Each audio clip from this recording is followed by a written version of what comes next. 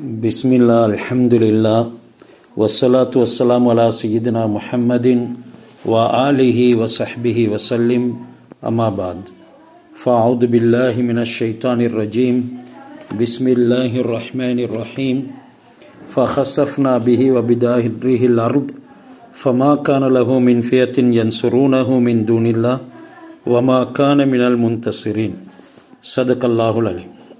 அல்ஹம்துலில்லாஹ், நாங்கள் உம்மஹாத்துல் முஃமினீன் உடைய வரிசையில் பேசிக்கொண்டு வந்தோம்.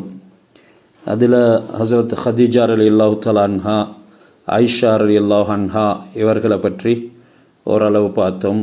இன்றைக்கு நாங்கள் சௌதா பின்த் ஜம்ஆ ரலியல்லாஹு தஆலா அன்ஹா அவர்களுடைய சில விடயங்களை அறிவோம்.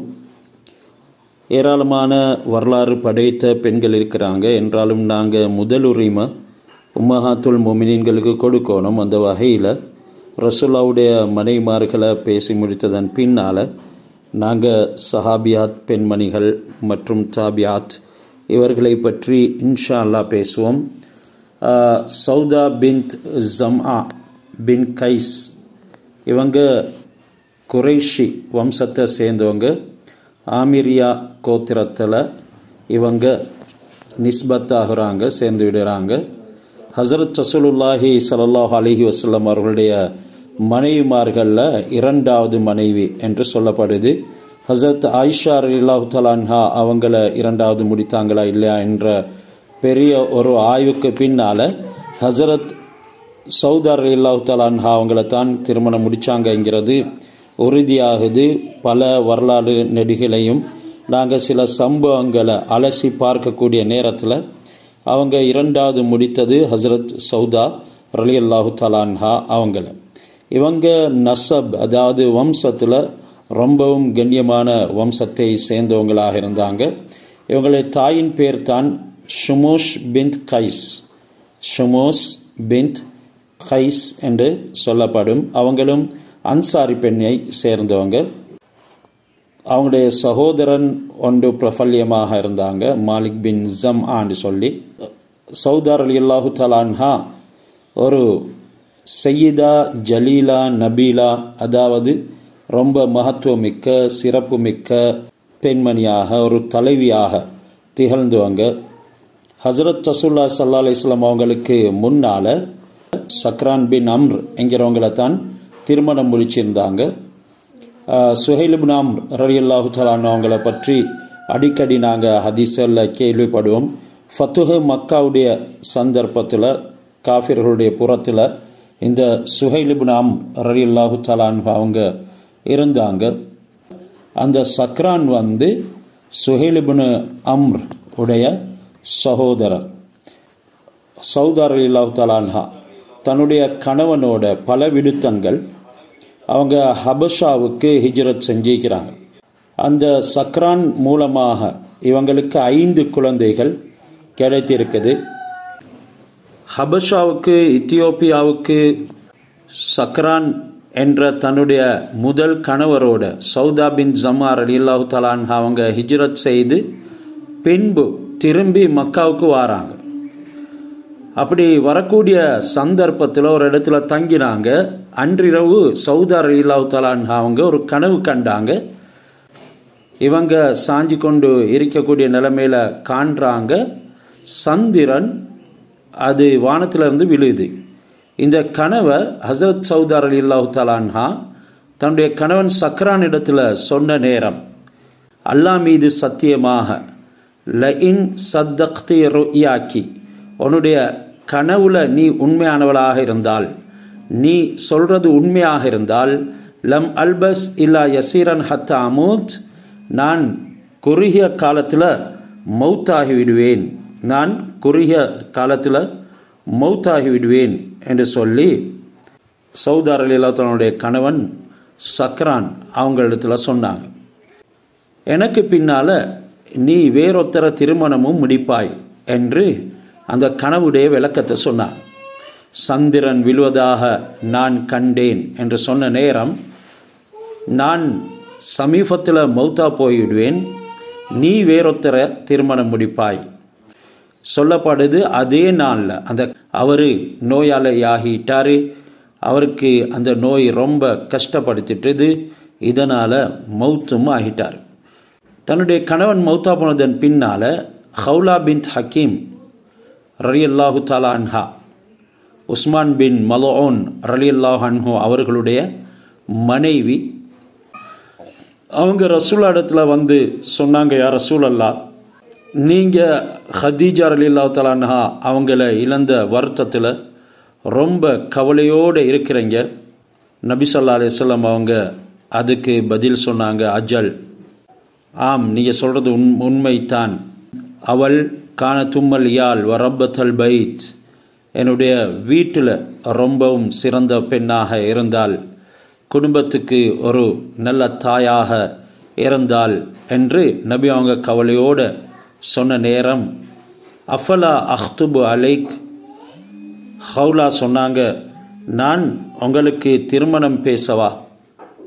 நபி ஸல்லல்லாஹு அலைஹி வஸல்லம் அவங்க, பலா ஃபைன்னகுன்ன மாஷரன் நிசா அர்ஃபக் பிதாலிக, பெண்களாகிய நீங்கள் அந்த விடயத்தில் ரொம்ப தெளிவுள்ளவர்கள் என்று நபி ஸல்லல்லாஹு அலைஹி வஸல்லம் அவங்க பதில் சொன்ன நேரம், ஹஸ்ரத் ஹவுலா பின் ஹக்கீம் ரலியல்லாஹு தஆலா அன்ஹா சௌதர் ரலியல்லாஹு தஆலாவுடைய இத்தா முடிஞ்சதன் பின்னால் அவங்கள ரசூலுல்லாஹி ஸல்லல்லாஹு அலைஹி வஸல்லம் அவங்களுக்கு சொன்னாங்க, ஹஸ்ரத் ரசூலுல்லா அவங்கள திருமணம் பேசினாங்க.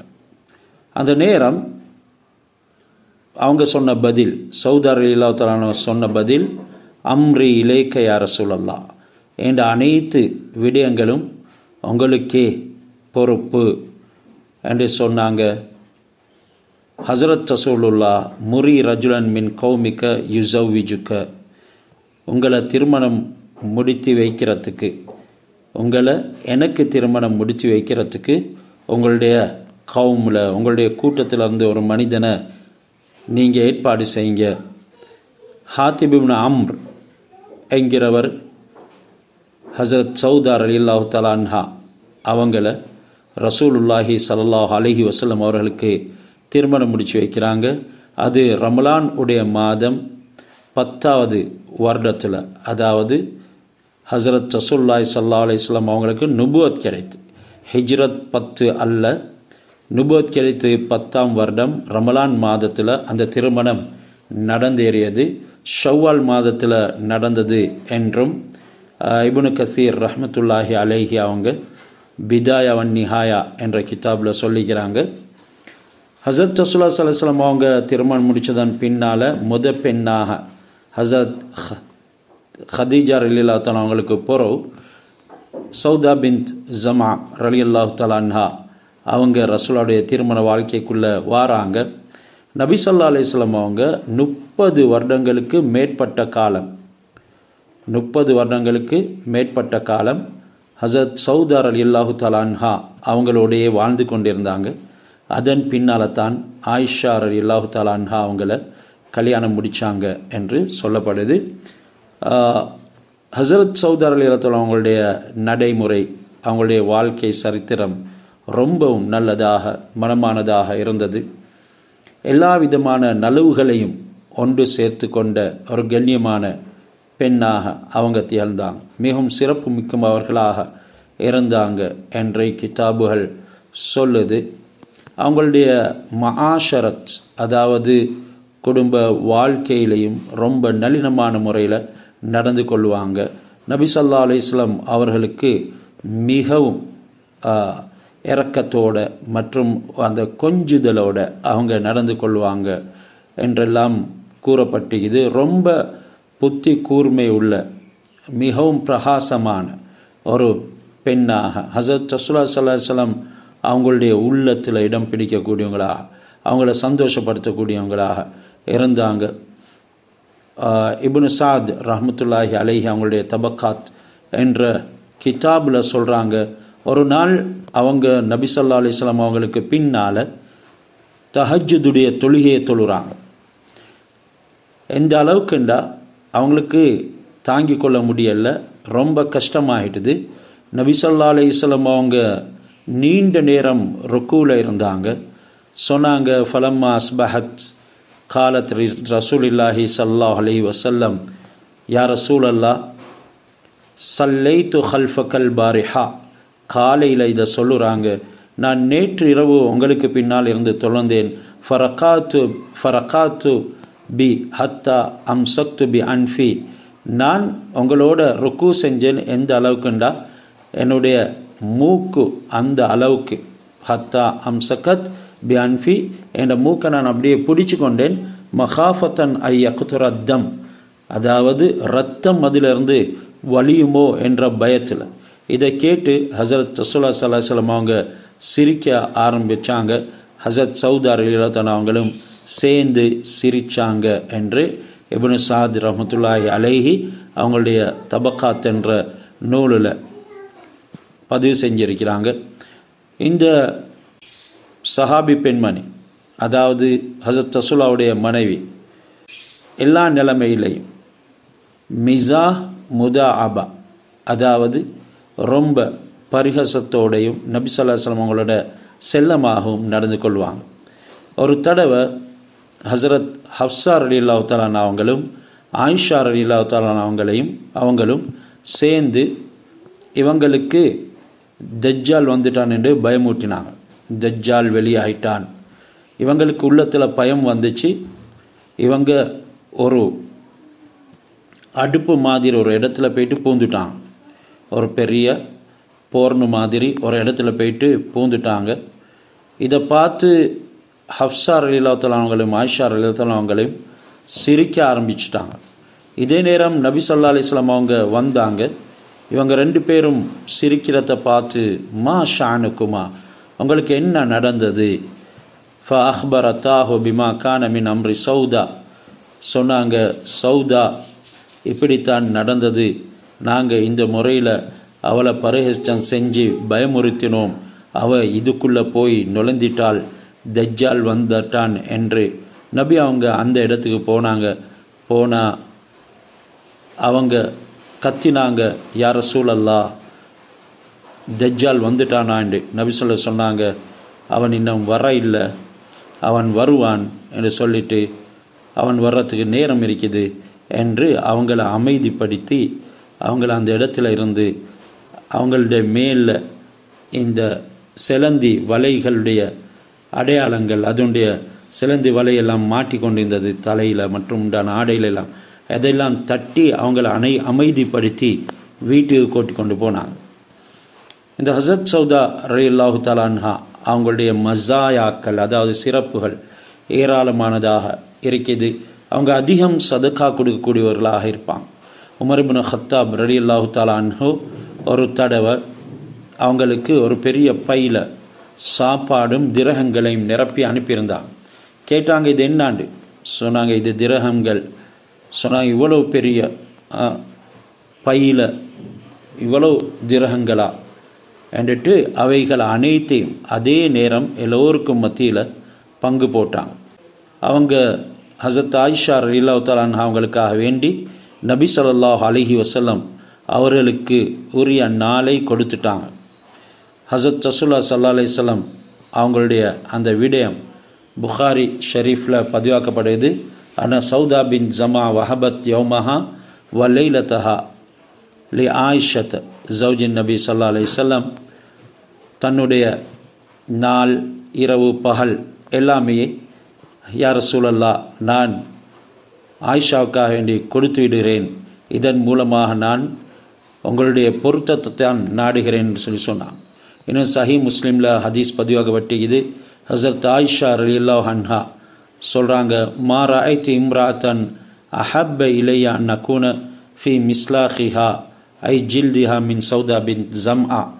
சொன்னாங்க, சௌதா பின் ஜம்ஆ ரலியல்லாஹு தஆலா அன்ஹு அவர்களுடைய மேனியின் சர்மத்தை போன்று எனக்கு விருப்பமான எந்த ஒரு உடம்பின் உடைய சருமமும் இல்லைன்னு சொன்னாங்க.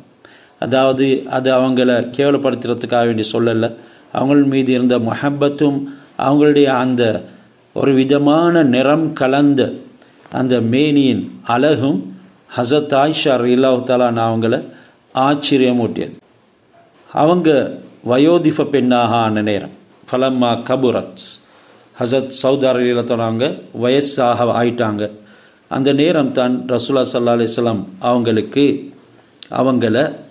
அவங்களுடைய நாளை ஆயிஷா ரலியல்லாஹு அவங்களுக்காக வேண்டி நான் ஒதுக்கி கொடுக்குறேன் என்று சொல்லி அதனை அப்படியே ஹத்யா செஞ்சிட்டாங்க.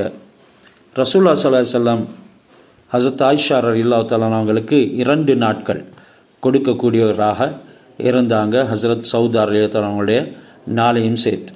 இப்னு அப்பாஸ் ரலியல்லாஹு அவங்க சொல்கிறாங்க, ஒரு தடவை சௌதார் ரலியல்லாஹு தஆலா அவங்க பயந்தாங்க, ரசூலுல்லா என்ன தலாக் சொல்லிவிடுவாங்களோ. அதனுடைய அடையாளங்கள் அவங்களுக்கு விளங்கிய நேரம் சொன்னாங்க, யா ரசூலுல்லா லா துதல்லிக்னி, நபியே நீங்கள் என்ன தலாக் சொல்ல வானம், வா அம்சிக்னி, என்ன நீங்கள் திருமணத்தில் வச்சுக்கோங்க, வஜால் யௌமி வா அஜாலு யௌமி அலி ஆயிஷா, என்ற நாளை நான் ஆயிஷாவுக்கு கொடுக்கிறேன். ஹசரத் ரசூலுல்லாவும் அதனை ஏற்றுக்கொண்டாங்க. அல்லாஹ் சுப்ஹானஹு வ தஆலா இந்த விஷயத்தில் தான் குர்ஆனுடைய ஆயத்தை இறக்கினான். வனிம்ரஅத்துன் ஹாஃபத் மின் பாலிஹா நுஷூசன், யாராவது ஒரு பெண்மணி தன்னுடைய கணவனின் மூலமாக மாறுபாடொன்று நடக்கிறதை, அவ் யாரால்தான் அல்லது ஒரு புறக்கணிப்பு நடக்கிறதனை அறிந்தால், ஃபலா ஜுனாஹ அலைஹிமா யுஸ்லிஹா பைனஹுமா சுல்ஹன், அவங்க 2 பேருக்கும் மத்தியில் ஒரு நல்லிணக்கத்தை இந்த முறையில் ஏற்படுத்தி கொள்றதுல எந்த விதமான பிரச்சனையும் இல்லை. வசுல்ஹு ஹைர், எனவே அவங்க அந்த தலாக்குடைய விடயத்துக்கு செல்லாமல் சுல்ஹு செஞ்சு கொள்வது, நல்லிணக்கம் செஞ்சு கொள்வது சிறந்தது என்று சூரத்துன் நிசாவுடைய 128வது ஆயத்தில் அல்லாஹ் சுப்ஹானஹு வ தஆலா சொல்கிறான். இப்னு அப்பாஸ் ரலியல்லாஹு தஆலா அன்ஹு அவங்க சொல்லாங்க, இதை மாதிரி சந்தர்ப்பங்களில் அவங்க சுல்ஹு செய்து கொள்வது தான் ஜாயிஸ். பைஹக்கீல சுனனில் இவைகள் பதிவாக்கப்பட்டிருக்குது.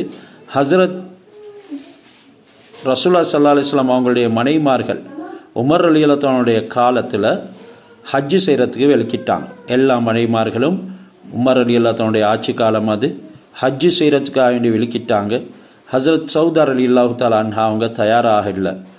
சொன்னாங்க, நீங்களும் வாங்க ஹஜ்ஜுக்கு செல்லலாம்.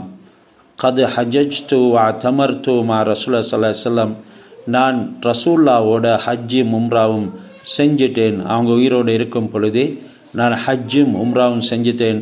ஃபானா அகோது ஃபி பைத்தி கமா மரனி அல்லாஹ், அல்லாஹ் எனக்கு ஏவியதைப் போலவே நான் வீட்டிலேயே உட்கார்ந்திருக்கின்றேன். அதாவது வக்கர்ன ஃபி புயூத்தி குன்ன, பெண்களை நீங்கள் தேவையில்லாமல் வெளியிலே அலைந்து திரிய வேண்டாம் என்ற அந்த ஆயத்தை நான் அமுல் செய்கிறேன். நான் வீட்டிலேயே உட்கார்ந்து இருக்கிறேன் என்று சொன்னாங்க. அதே நிலைமையில் அவங்களுடைய மௌத்தும் வந்துட்டுது. அவங்க ஷவ்வாலுடைய மாதம் 54வது ஹிஜ்ரியில் மதீனாவில் ஹசரத் முஆவியா ரலியல்லாஹு அன்ஹுடைய ஹிலாஃபத் ஆட்சி காலத்தில் மௌத்தா போகிறாங்க.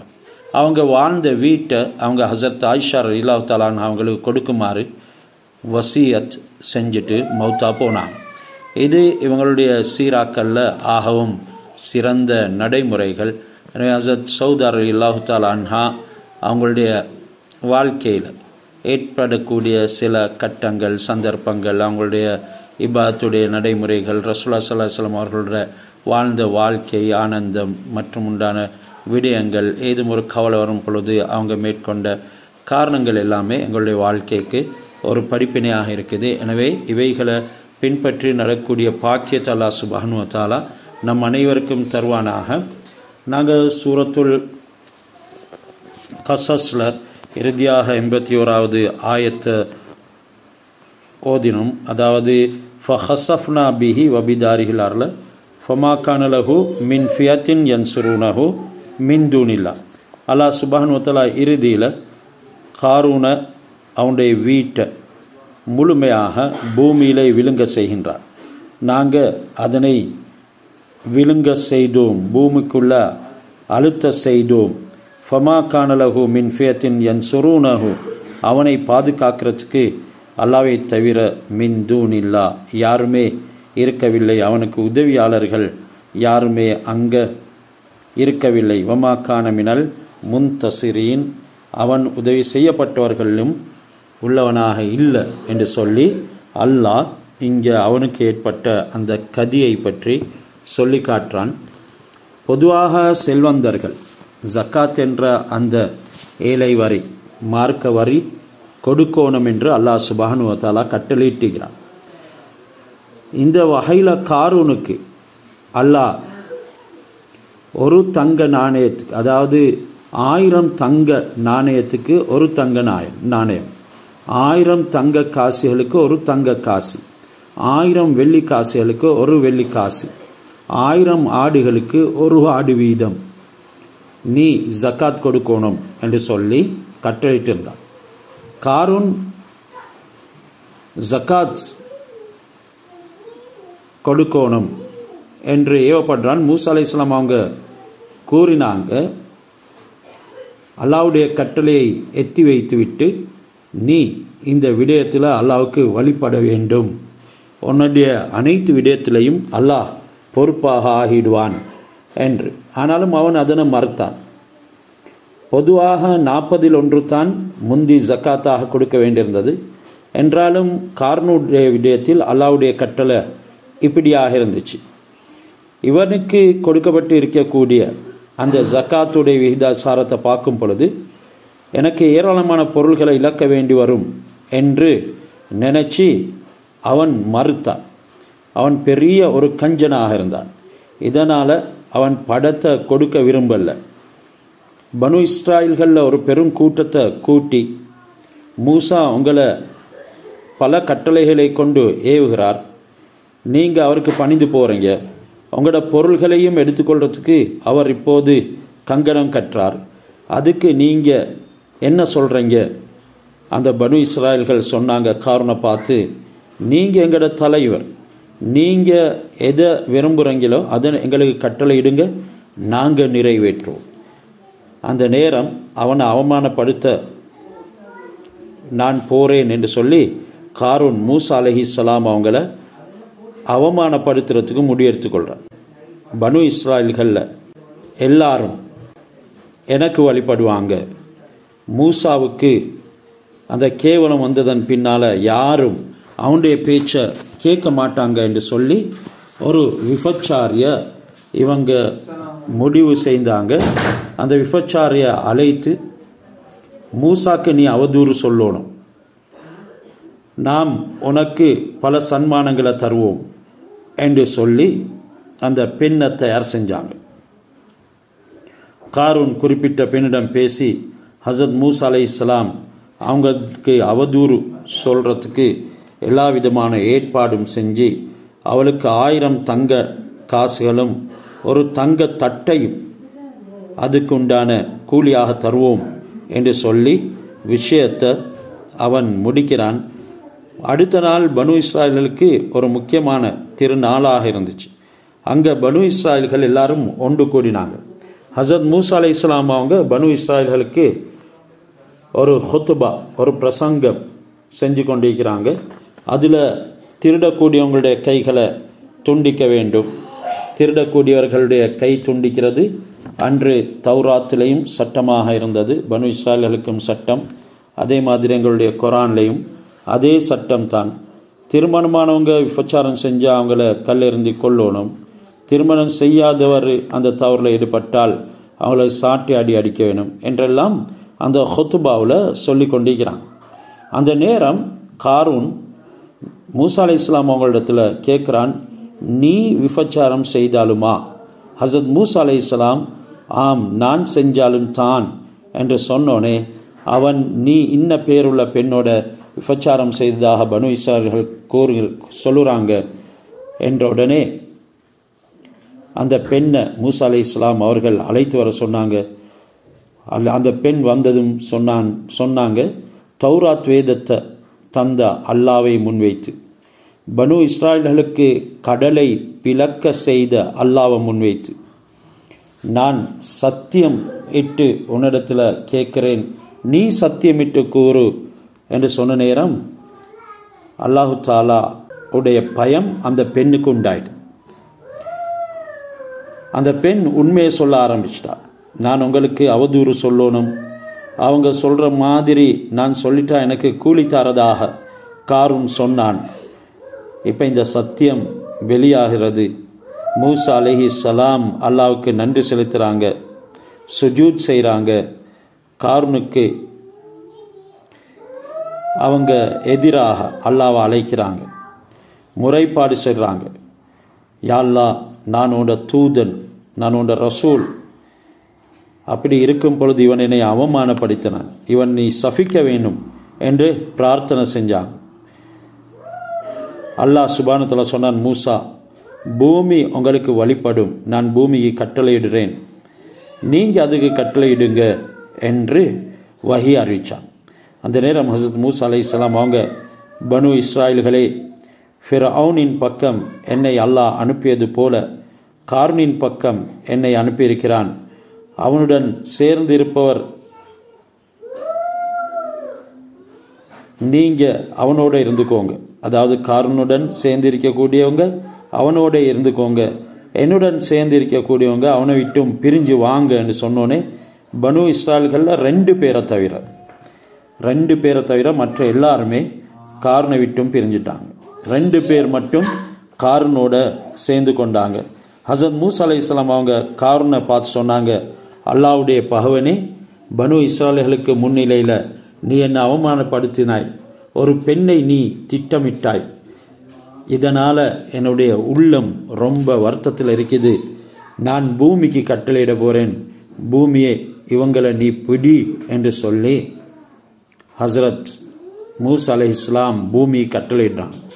பூமி காரூனையும் அவனுடைய 2 நண்பர்கள் அவனோட சேர்ந்து கொண்டவர்களையும் கணுக்கால் வரைக்கும் பிடிச்சது. அவங்க எல்லாரும் மூசா அலைஹிஸ்ஸலாம் அவங்கள கெஞ்ச தொடங்கினாங்க. மூசா அலைஹிஸ்ஸலாம் இடத்துல அபயம் கோரினாங்க. ஹஸரத் மூசா அலைஹிஸ்ஸலாம் அவங்க கொஞ்சமும் மனம் இறங்காமல் பூமியை விழுங்கு என்று கட்டளையிட்டு கொண்டே இருந்தாங்க. இப்படி முட்டுக்கால், இடுப்பு, மார்பு வரைக்கும் வந்தது. எல்லா சந்தர்ப்பங்கள்லையும் அவங்க மூசா அலைஹிஸ்ஸலாம் அவர்களிடத்தில் ரட்சிப்பு கேட்டுக்கொண்டே இருந்தாங்க. இறுதியாக அவங்கள சம்பூர்ணமாக விழுங்கிட்டது. அந்த நேரம் ஹஸரத் மூசா அலைஹிஸ்ஸலாம் அவங்களிடத்தில் அல்லாஹ் சுப்ஹானஹு வ தஆலா, மூசாவே, உம்மிடத்தில் அவன் பாதுகாப்பு தேடினான், நீ மன்னிக்கல்லையே, அவன் என்னிடம் ஒரே ஒரு விதத்தம் பாதுகாப்பு கேட்டிருந்தால் நான் மன்னித்து அவனை பூமியிலிருந்து வெளியே போட்டிருப்பேன். அந்த நேரம் சொன்னாங்க மூசா அலைஹிஸ்ஸலாம், யா அல்லாஹ், நான் அவனோட கோபித்ததும் உனக்காக வேண்டித்தான்.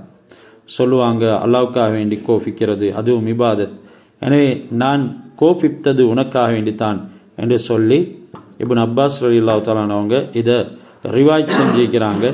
இப்படி நாளாந்தம், ஒரு நாளாந்தம் எந்த நாளும் ஒரு முழம் ஆழத்துக்கு பூமி அவனை விழுங்கி கொண்டே இருக்குது. கியாமத்து நாள் வரைக்கும் அவன் விழுங்கப்பட்டு கொண்டே இருப்பான் என்று சொல்லி கத்தாதா ரலியல்லாஹு தஆலா அவங்க சொல்லிக்கிறாங்க. இன்னொரு ரிவாயத் ஒன்று வருது, ஹஸரத் யூனுஸ் அலைஹிஸ்ஸலாம் அவங்க மீன் மூலம் விழுங்கப்பட்டாங்க. மீன் அவங்கள விழுங்கிச்சு. மீன் வயிற்றுக்குள்ள கடல்ல பாதாளத்துக்கு அடியில் சென்ற நேரம் ஹஸரத் மூசா அலைஹிஸ்ஸலாம் அவங்கள பற்றி யூனுஸ் அலைஹிஸ்ஸலாம் இடத்துல காரூன் விசாரித்தானாம். தன்னுடைய காரூனுடைய சாச்சாவின் மகனை பற்றி விசாரித்ததுனால,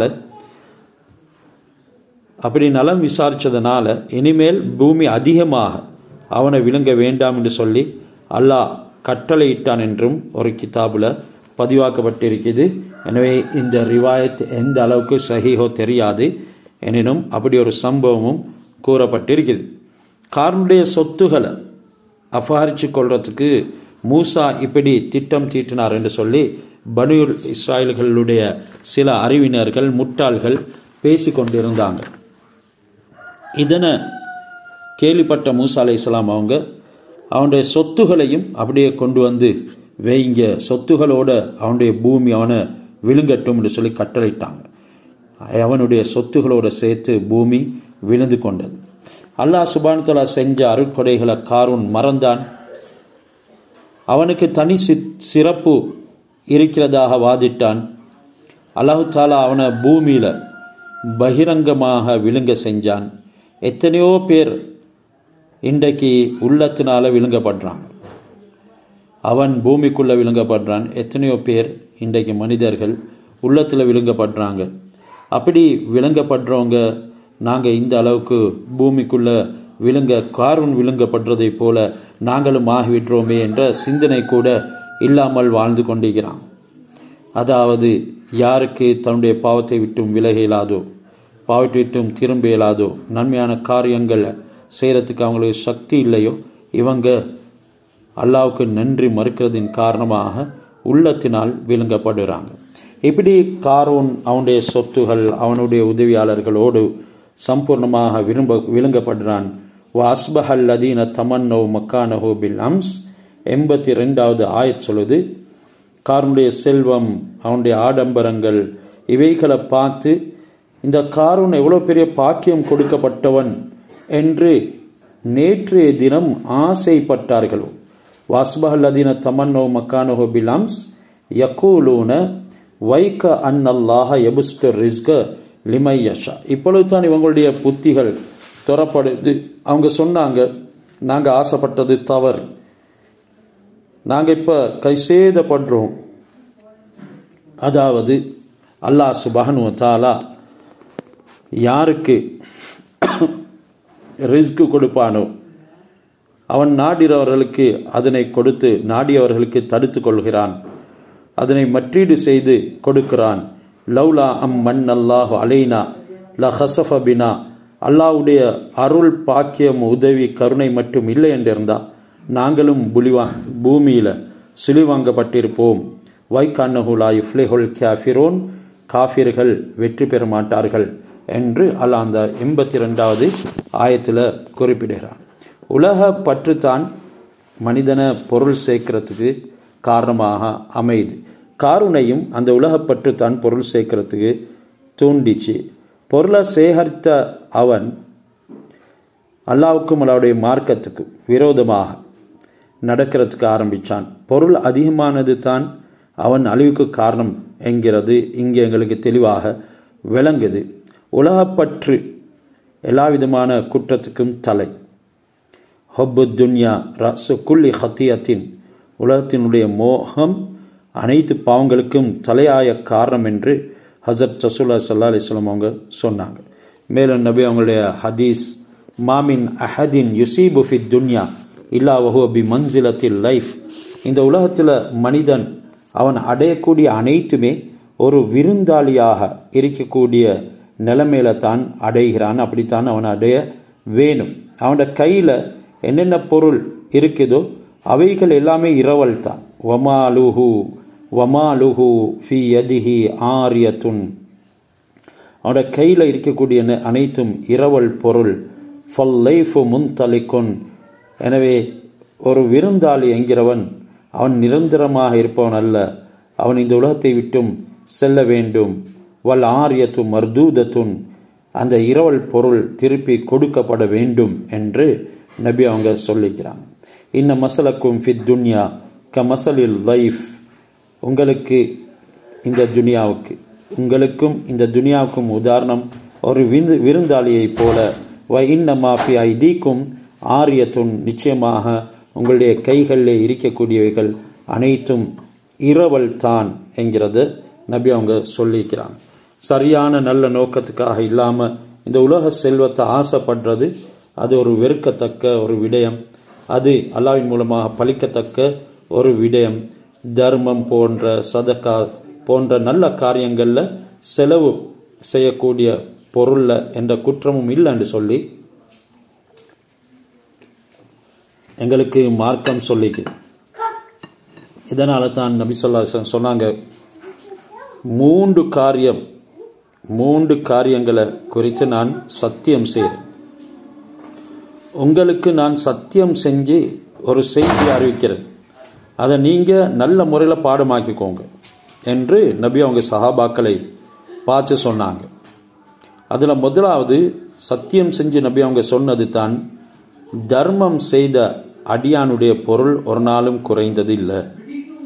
தர்மம் செய்யக்கூடிய, சதக்கா கொடுக்கக்கூடிய, தானங்கள் கொடுக்கக்கூடிய மனிதனுடைய பொருள் ஒரு நாளும் அழிவது கிடையாது. ஆனால் இன்றைக்கு கருமித்தனமும் கஞ்சத்தனமும் நிறைஞ்சு இருக்குது. இதனால தான் வாழ்க்கையில் பலவிதமான பிரச்சனைகள் வந்து கொண்டு இருக்குது. அடியானுக்கு கண்ணியத்தை வருத்தி தரக்கூடிய விடயங்களில் ஒன்று தான் அவன் தர்மம் செய்கிறது என்கிறத சொன்னாங்க. ரெண்டாவது சொன்னாங்க, நான் உங்களுக்கு சத்தியம் செய்யக்கூடிய ரெண்டாவது விஷயம், யாசகம் கேட்குற வாசலை சம்பூர்ணமாக மூடிக்கோங்க.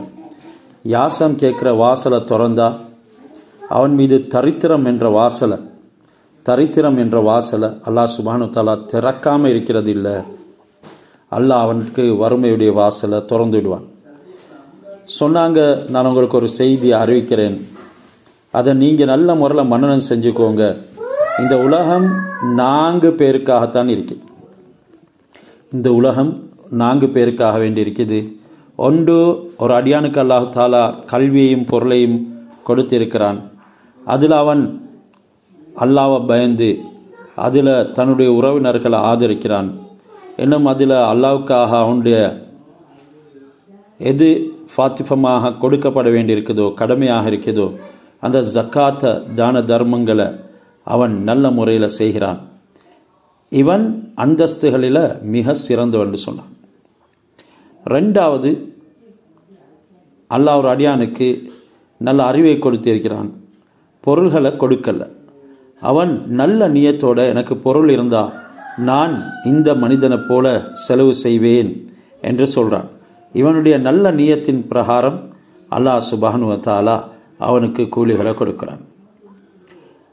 இந்த 2 பேருடைய கூலியும் சமமானதுதான். பொருள் கிடைத்து தர்மம் செய்யக்கூடியவரும், பொருள் இல்லாமல் அவர் நல்ல நியத்து வைத்து எனக்கும் இது மாதிரி இருந்தால் இந்த மனிதனை போல நானும் ஆகிடுவேன் என்று சொல்லக்கூடிய 2 பேரும் கூலியில் சமமானவங்க. இன்னொரு அடியானுக்கு அல்லாஹ் தாலா பொருளை கொடுக்கிறான், ஆனால் அறிவை கொடுக்கல. அதில் அவன் தன்னுடைய ரப்பை பயப்படவும் இல்லை, தான் உறவினர்களை ஆதரிக்கவும் இல்லை. நல்லா செத்து செல்வம் எல்லாம் கொடுத்திக்குது, ஆனால் அறிவு கிடைக்கல. அறிவு என்று சொல்லக்குள்ள ஹஸரத் ரசூலுல்லாஹ் இந்த இடத்துல முதலாவது சொல்கிறது அல்லாஹ் பயப்படுறதும் உறவினர்களை ஆதரிக்கிறதும் தான். அந்த அவர்களுக்குரிய கடமை, அல்லாஹ்வுக்குரிய கடமை அவன் சரியான முறையில் செய்கிறது தான். ஆனால் இந்த மனிதன் சரியான முறையில் செய்யவும் இல்லை. 4வது, அல்லாஹ் சுப்ஹானஹு வ தஆலா மனிதனுக்கு அறிவையும் கொடுக்கல, பொருளையும் கொடுக்கல. ஆனால் அவனும் நினைக்கிறான், எனக்கு பொருள் இருந்தால் நான் இந்த மனிதனுடைய அமலை போல அமல் செய்வேன். இப்போ அல்லாஹ் சுப்ஹானஹு வ தஆலா அவனுடைய நீயத்தை பார்க்கிறான், அந்த நீயத்தின்படி அவனுக்கும் கூலி கொடுக்கிறான். இப்போது நாங்கள் ஹஸரத் ரசூலுல்லாஹி ஸல்லல்லாஹு அலைஹி வஸல்லம் அவங்களுடைய வாழ்க்கையை கொஞ்சம் கொஞ்சமாக படிக்கிறதோட இந்த குர்ஆனுடைய விடயங்களையும் விளங்கி அவைகளை ஒன்றிணைத்து எங்களோட வாழ்க்கையில் திருப்பங்களை ஏற்படுத்தி கொள்ளணும். தில்கத்தாருல் ஆஹிரத்து நஜாலுஹா லில்லதீன லா யுரீதுன உலுவன் ஃபில் அர்லி வலா ஃபசாதா வலா ஆகிபத்து லில் முத்தகீன். அடுத்த ஆயத்து எங்களுக்கு சொல்லுது, மறுமையில் அந்த சொர்க்கத்தினுடைய வீடு அத்தாருல் ஆஹிரா, இந்த சொர்க்கம் யாருக்கு கிடைக்கும்? பூமியில் உயர்வையும் குழப்பத்தையும் நாடாமல் இருப்பவர்களுக்கு தான் இது கிடைக்கும். அவங்களுக்கு இந்த ஆஹிராவுடைய வீட்டை நாங்கள் சொந்தமாக ஆக்கிவிடுவோம்.